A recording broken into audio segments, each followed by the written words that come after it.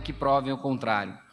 Artigo 3º, inciso 6º, afastar o efeito de normas infralegais desatualizadas, ou seja, criar um mecanismo para que o cidadão, para que uma empresa possa provocar o Estado para rever as suas regras, normas, quando elas estiverem desatualizadas com as melhores práticas internacionais, ou seja, manter a legislação brasileira infralegal de acordo com as melhores práticas internacionais. Artigo 3º, inciso 7º, imunidade burocrática para inovar quando não houver risco à saúde, segurança, questões sanitárias, ou não houver o uso de tecnologias ou materiais restritos, ou seja, permitir a inovação, simplificar o processo de inovação, de melhoria de modelos. Artigo 3º, inciso 8º, respeito aos contratos empresariais privados. Então, dentro dos contratos empresariais, respeitar a autonomia de vontade das partes. Então, seguindo uma tendência também mundial. Artigo 3º, inciso 9º, obrigar a autoridade, o governo, a fixar prazo para os seus pedidos de licenciamento, autorização, permissão para atuar. E quando esse prazo fixado pelo próprio governo não for respeitado, criar a figura da aprovação tácita, que já existe também em muitos países envolvidos, é uma prática comum, ou seja, o governo tem autonomia para fixar o prazo, mas uma vez fixado o prazo, ele é obrigado a cumprir, senão existe uma aprovação tácita.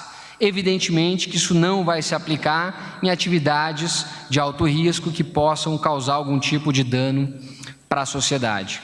Artigo 3º, inciso 10, fim do papel, ou seja, queremos botar o Brasil digital, permitir, respeitadas as normas que vão ser definidas em regulamento, de digitalização ou de microfilmagem de documentos, permitir o descarte. Então, nós não vamos gastar milhões de reais com arquivos que dificultam a busca de documentos, encarecem o processo e dificultam, inclusive, a fiscalização.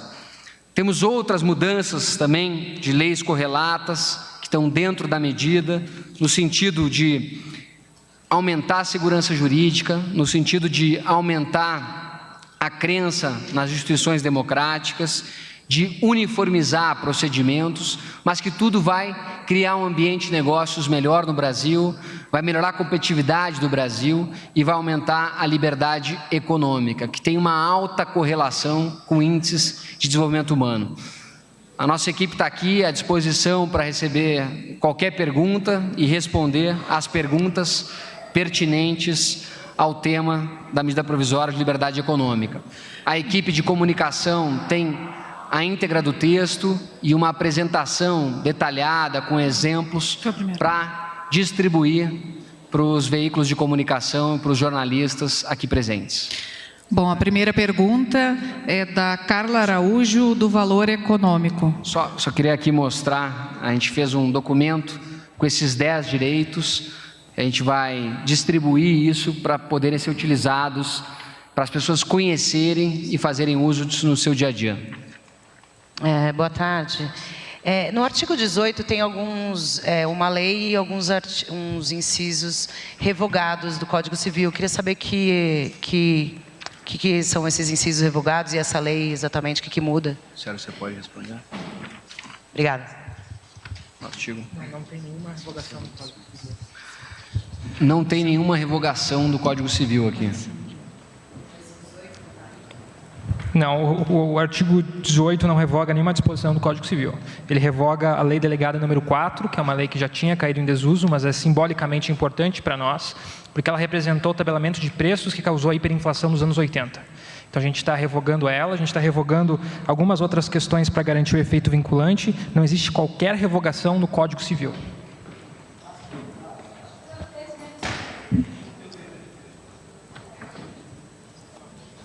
Na verdade, o que há é uma nova redação a alguns dispositivos do Código Civil, mas não há nada que esteja sendo revogado de lá.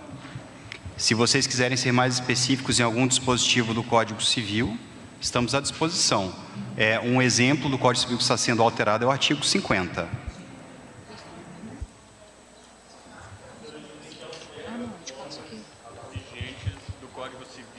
lei das sociedades anônimas e da lei de falência. Poderia, por favor, explicar o que altera exatamente?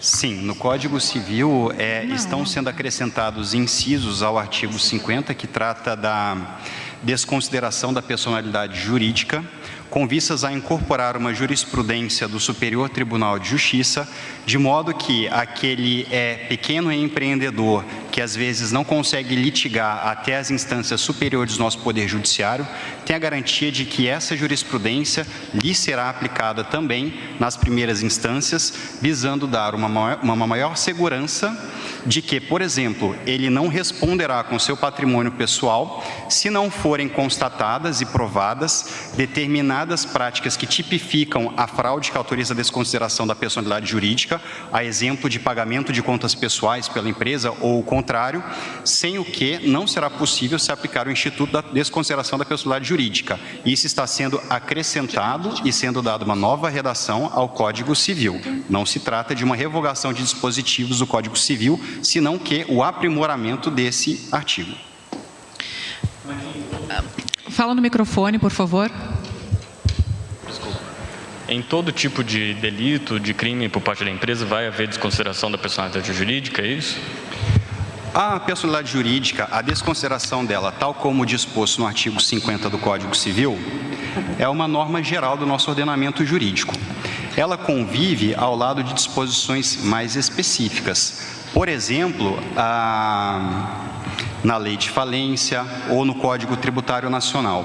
E eu lembro que a própria lei de falência também está sendo alterada na sequência para permitir que o sócio da empresa falida somente responda pelas dívidas da empresa falida se estiverem caracterizadas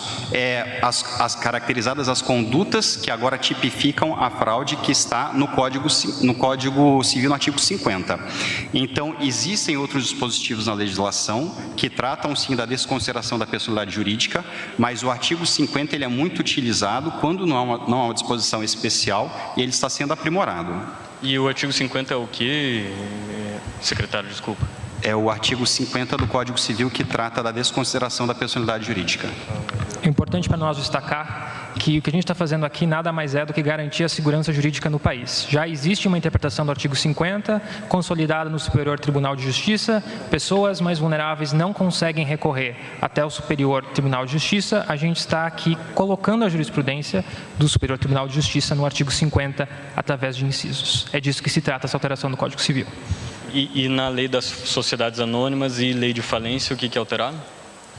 Foi a principal alteração na lei de sociedades anônimas é a possibilidade da Comissão de Valores Mobiliários, da CVM, retirar burocracias e exigências da própria lei das SAs para pequenas e médias empresas. O que acontece hoje é que muitas empresas preferem abrir o seu capital no estrangeiro, ou seja, em vez de trazer o investimento para o Brasil e trazer o capital para o Brasil, dado o altíssimo nível de exigência, eles vão para o estrangeiro. A partir de agora, a CVM vai poder equalizar com o padrão mundial. E que tipo de exigência vai ser retirado?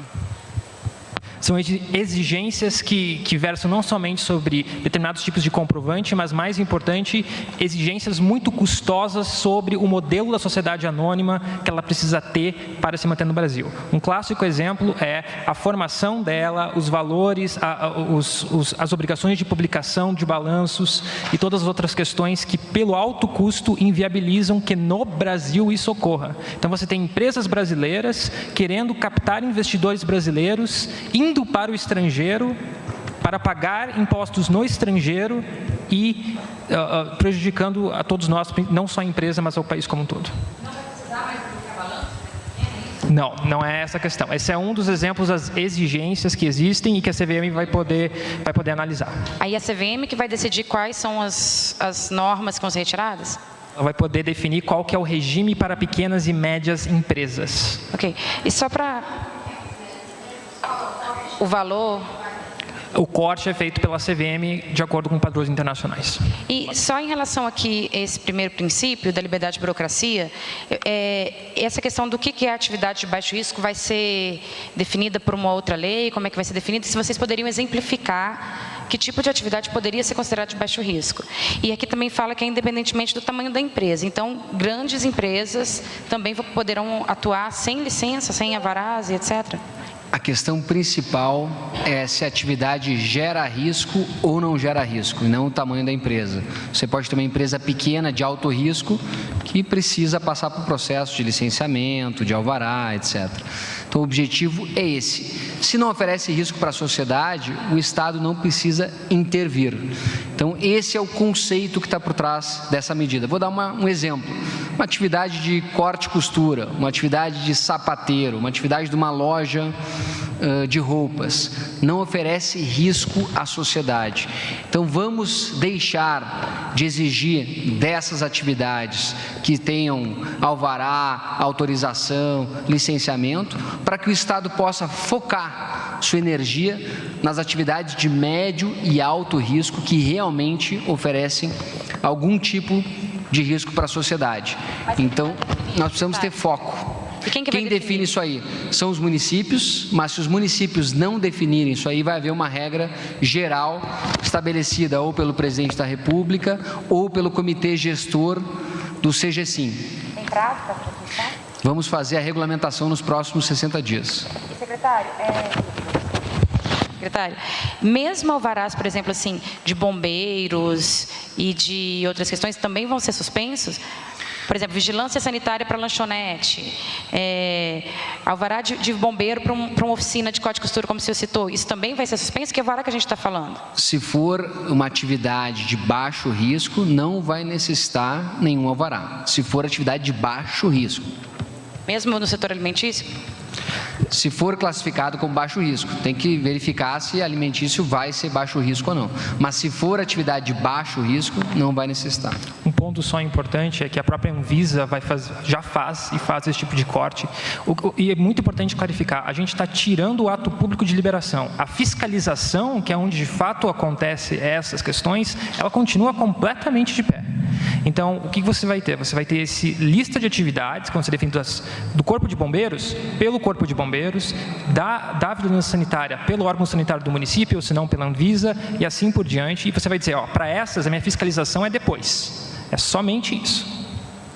Só complementando, porque foi dito também, além do baixo risco, a questão das empresas de grande porte. Quando nós estamos falando da norma do inciso 1º, são atividades para sustento próprio ou de sua família. Então, além de ter que ser uma atividade de baixo risco, ela também tem que ser para sustento próprio ou de sua família. Então, não é um empreendimento grande, só para que não haja confusão com, eventualmente, algum outro dispositivo dessa norma. Secretários, eu entendi que a regulamentação vai ficar por parte da CVM, mas a pergunta é, a lei já autorizaria que as empresas, ela confere para a CVM o poder de liberar as empresas a não publicarem balanços, as pequenas, no caso? Não, nem de longe. Aliás, a publicação de balanços talvez não seja nenhum dos pontos que a CVM possa baixar para as pequenas e médias empresas. Essa é uma norma de efeito restrito, ela basicamente só entra em efeito quando tiver uma regulamentação da CVM. O que a gente faz pela hierarquia da norma, ou seja, pelo fato de que os requerimentos estão em lei, a gente fala, a CVM poderá, e ela pretende fazer isso, poderá retirar alguns requerimentos para pequenas e médias empresas. Quais são os requerimentos? A CVM precisa de um longo e detalhado estudo que já está sendo realizado em paralelo para que ela possa fazer. O que a gente faz é abrir a possibilidade na norma, como padrão internacional, você deixa que o regulador tenha mais flexibilidade do que o legislador para requerimentos burocráticos, e você fala, para pequenas e médias, A e B não é necessário ou é necessário de uma maneira diferente. Não significa de forma alguma que um dos requerimentos, que é a publicação de balanço, seja aquele que a CVM julgue que deve cair para pequenas empresas como startups. Não é? Mas, se a CVM definir uma coisa que vai caber a ela, eu tenho certeza que ela vai fazer em conjunto com o mercado. Mariana Carneiros, da Folha de São Paulo. Oi, tudo bem? Aqui, Mariana. Eu queria entender um pouco, só o exemplo do baixo risco que o senhor já disse antes, secretário, sobre, por exemplo, O senhor deu o exemplo da costureira, é uma atividade de baixo risco, mas se existem 30 costureiras numa sala, aí tem outras questões a serem observadas, se tem muito barulho, se tem iluminação adequada, se tem ventilação adequada, enfim. Essa qualificação do que é alto risco, médio risco, baixo risco, quem vai fazer e quais serão os critérios que vão definir isso? E, o senhor quer responder? De novo, a competência é dos municípios. Se eles não fizerem, vai haver uma regra geral. O objetivo é, oferece risco para a sociedade ou não oferece? E como o Dr. Sérgio bem lembrou, tem que ser uma atividade para sustento próprio. Então, não vai poder ter uma dimensão muito grande. Então, tudo isso tem que ser considerado na hora da regulamentação, para você realmente focar naquelas as atividades que são de próprio sustento, uma atividade menor, que hoje o cidadão fica precisando pedir alvará, licença, autorização, tal, e acaba ficando na informalidade. Então, vamos estabelecer que a regra, se for baixo risco, já é de não precisar. E como o Gianluca colocou, isso não tira a responsabilidade. Você ainda é obrigado a agir dentro dos parâmetros legais, você ainda vai ser sujeito de fiscalização, e se você não se enquadrar, você vai poder ser autuado. Para nós é muito importante pontuar o seguinte: o grande empresário, ele consegue arcar com a burocracia, ele consegue passar pelo tempo, contratar vários despachantes e vencer o entrave que é o brasileiro. Essa é uma medida para os pequenos, porque eles, que representam a maior força empregadora do país, não conseguem vencer. A gente está na crise, eles precisam contratar, eles querem contratar, mas eles têm que esperar às vezes meses ou anos em algumas situações para uma atividade que o próprio município tem um consenso que é baixo risco. Então, esse foi o espírito pela qual a norma foi desenhada, para os pequenos. E a outra pergunta é só uma questão legal, porque muitos desses alvarás são de exigência dos municípios. Nós estamos aqui tratando do governo federal.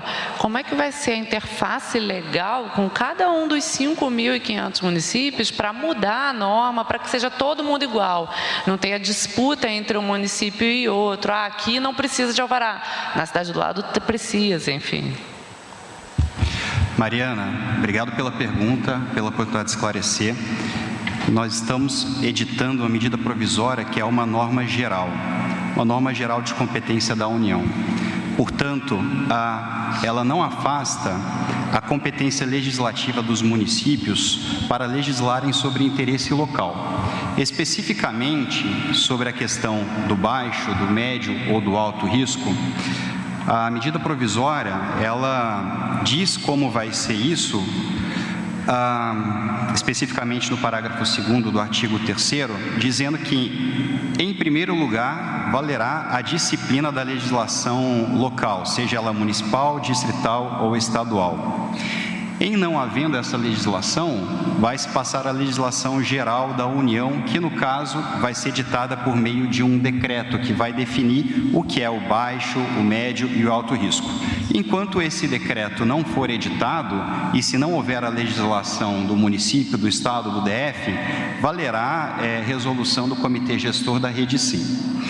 Essa é uma premissa que a gente tem que ter em termos de interpretação jurídica da norma, por se tratar de uma norma geral de direito econômico. Direito econômico é uma matéria é uma competência concorrente legislativa entre a União, os estados e o Distrito Federal.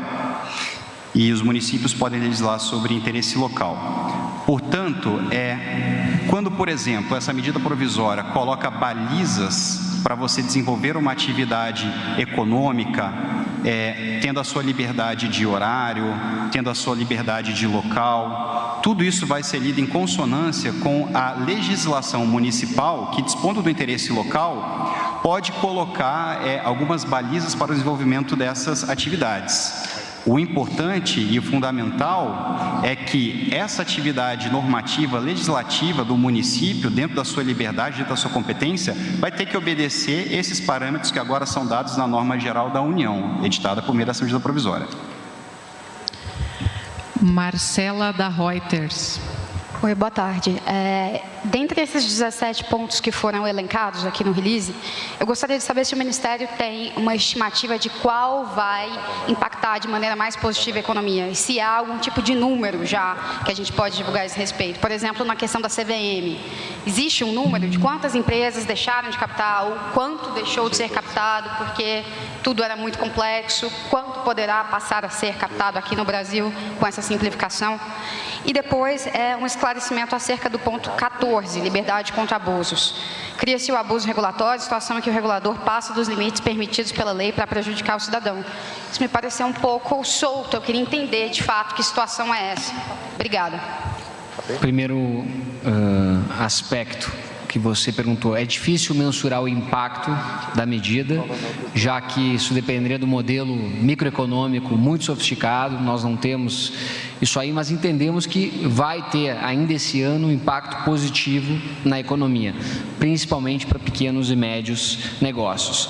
Especificamente sobre o abuso regulatório, seria o artigo 4º da medida provisória de liberdade econômica, que cria algumas garantias da livre iniciativa e coloca que o Estado, as normas não podem ser utilizadas para criar reserva de mercado, para redigir enunciados que impeçam a entrada de novos competidores, criar privilégio exclusivo para determinado segmento econômico, exigir uma especificação técnica que não seja necessária para atingir o fim almejado, redigir enunciados que impeçam ou retardem a inovação e a adoção de novas tecnologias, medidas que aumentam o custo de transação sem demonstrar os benefícios, que criam demanda artificial ou compulsória de produto, serviço, atividade profissional, que introduzam limites à livre formação de sociedades empresariais ou que restringam o uso e o exercício da publicidade e propaganda sobre determinado setor econômico.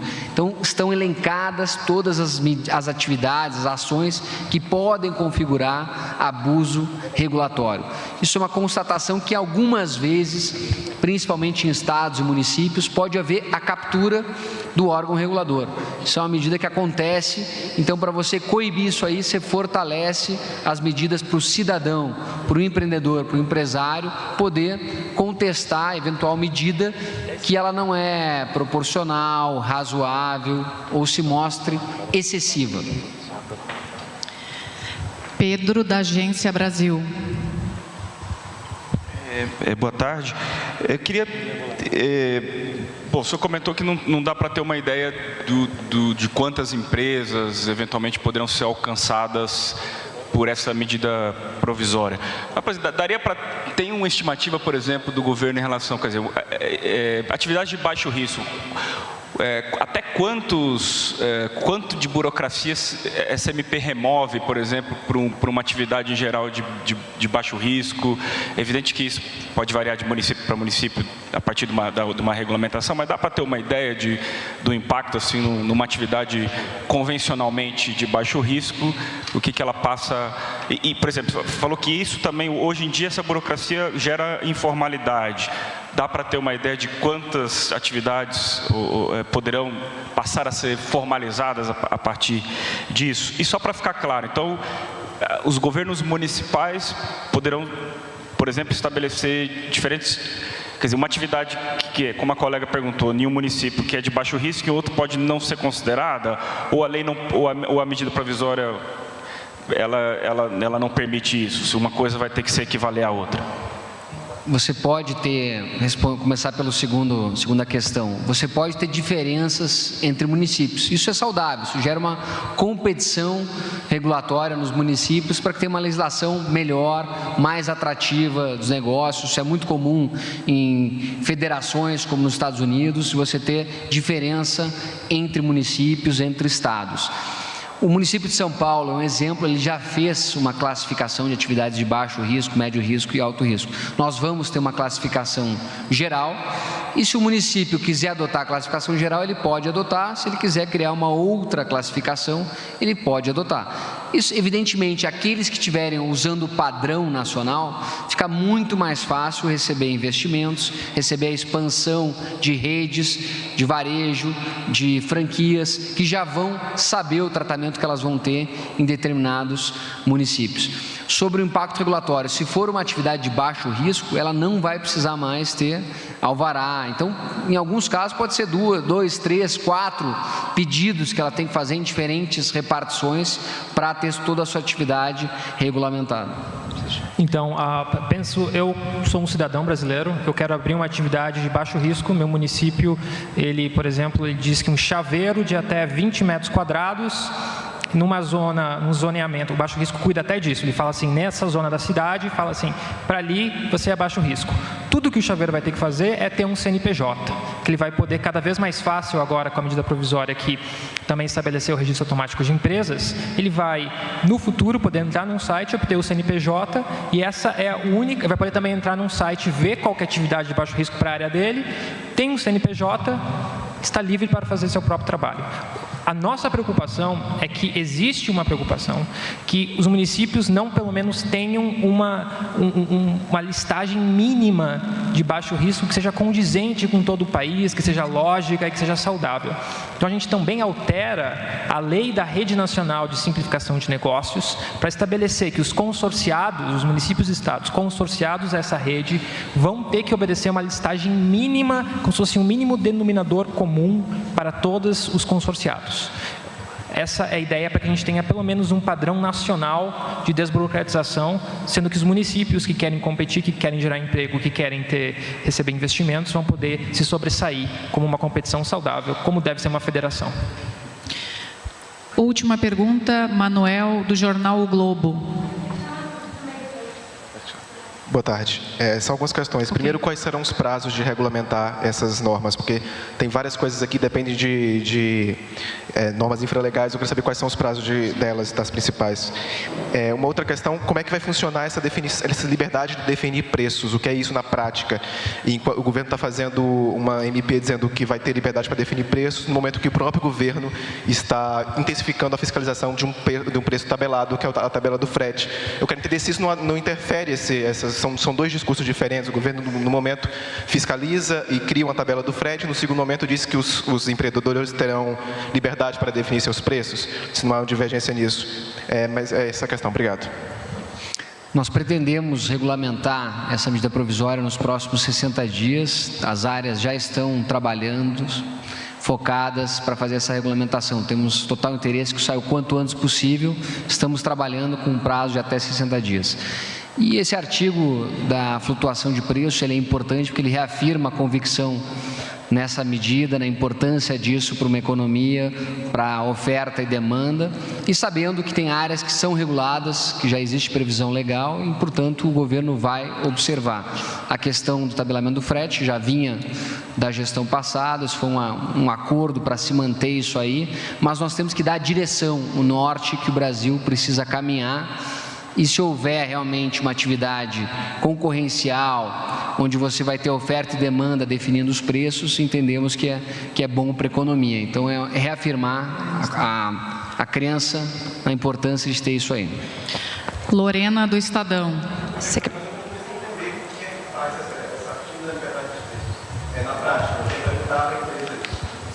Hoje você tem uma série de regulações econômicas que na nossa margem contrariam o princípio constitucional da livre iniciativa, às vezes por estados, às vezes por municípios e às vezes por promotores que descumprem decisões do CAD.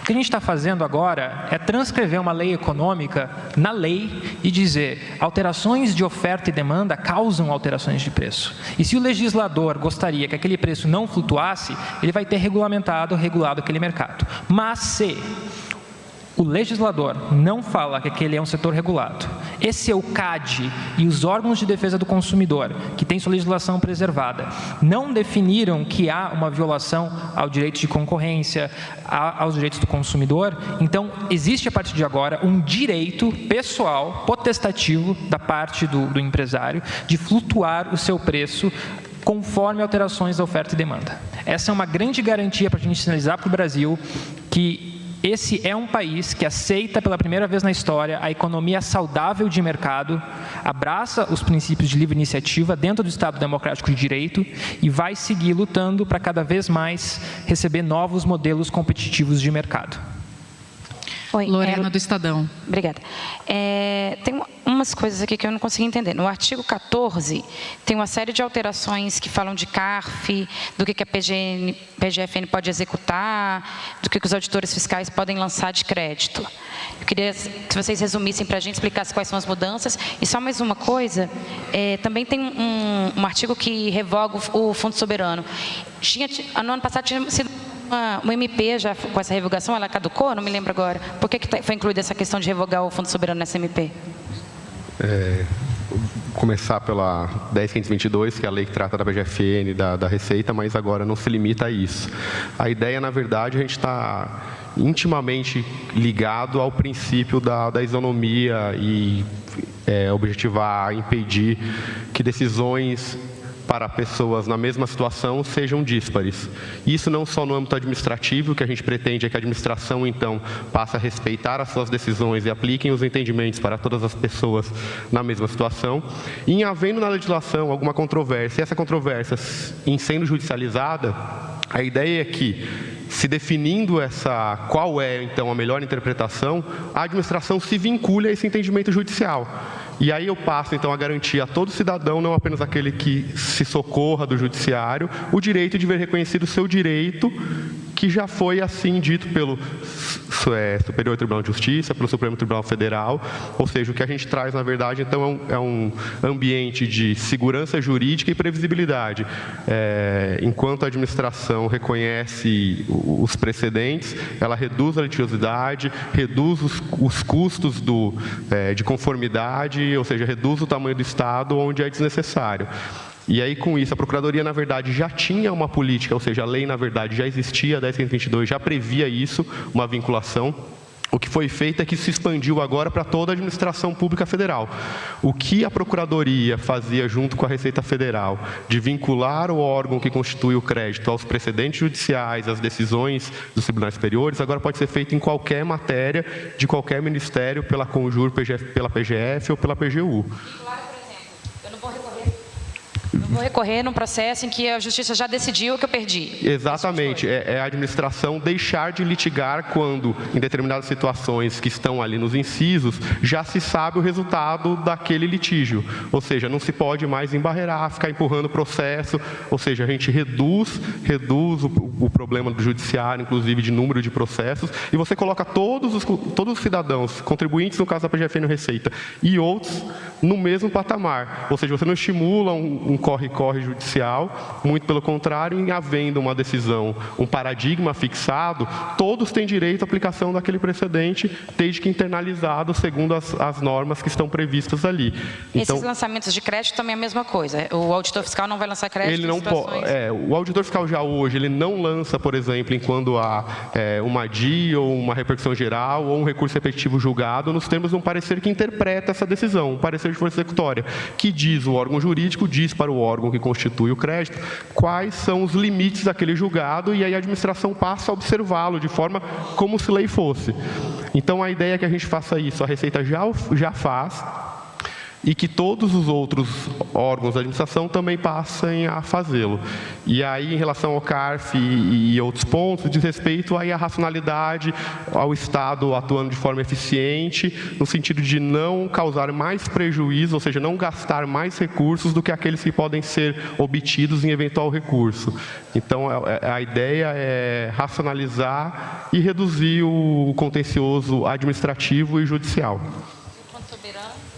O Fundo Soberano, na verdade, é um fundo já esvaziado e extinto. Houve uma MP no ano passado que não foi convertida em lei, mas, na verdade, ele só existe para consumir recursos para sua manutenção e escrituração. É daqueles esqueletos legislativos, como a lei delegada, que só sinalizam para um Estado ineficiente que a gente procurou aproveitar por conta do contexto e inserir na medida porque havia bastante pertinência temática. No Fundo Soberano não tem. Não. O que tem, na verdade, é uma demanda por recurso para mantê-lo ativo sem nenhum recurso. Então, é uma despesa sem nenhuma consequência. Última pergunta, Cláudia, da Record. Boa tarde. Desculpe, para mim ainda não ficou claro o porte dessas empresas que serão, vamos dizer, beneficiadas por essa medida. Aqui na nota à imprensa fala que o objetivo é a livre iniciativa e o amplo exercício da atividade econômica, favorecendo especialmente os pequenos empreendedores. Que empreendedores são esses que vão ser beneficiados? Obrigada. A definição da atividade de baixo risco passa também pela definição de porte. Então, isso faz parte do regulamento que vai definir se aquela atividade é baixo risco ou não. Você ter uma costureira trabalhando ou ter 100 costureiras no ambiente pode mudar a classificação do risco. Então, isso vai ser enfrentado quando houver a regulamentação. Então, você vai ter o porte... Não é basicamente para aquele MEI, vamos dizer assim, que MEI tem uma atividade para si é pelo risco, então não pelo tipo societário. A gente não vai dizer todas as empresas MEI, EIRELI ou limitada. A gente está fazendo pelo risco. Você pode ter uma atividade MEI que pode ter algum risco. Então o objetivo é focar no tipo de risco que apresenta para a sociedade. E isso tem que ser regulamentado. Está encerrada essa coletiva. Muito obrigada a todos. Obrigado.